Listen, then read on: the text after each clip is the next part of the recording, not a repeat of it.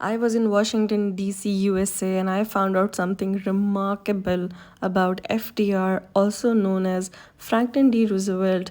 But first, a little bit of context. I'm Tanzila Khan from Pakistan, and I traveled to USA to be part of a fellowship for leaders in Asia.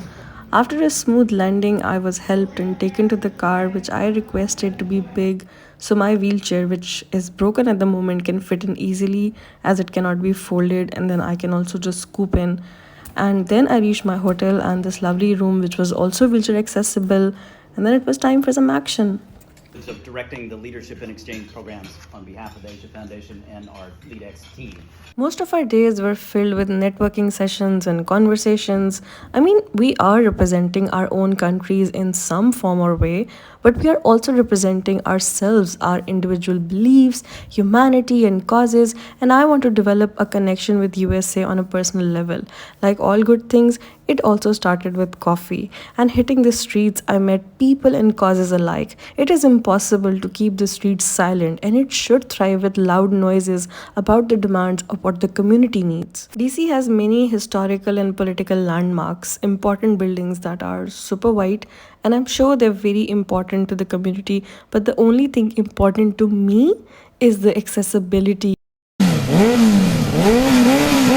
The accessible lift is temporary out of for the accessible lift is temporary Little did I know that I was about to meet someone from history who would have definitely shared my mind. I mean, we could have been friends, you never know.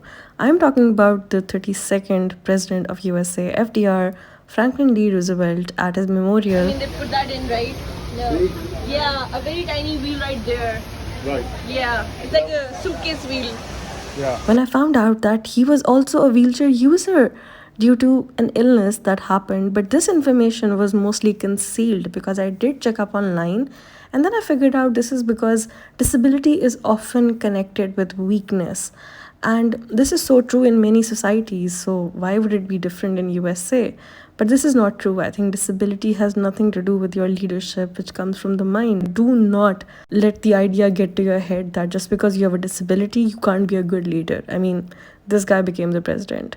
And then we also met and took a picture with Eleanor. She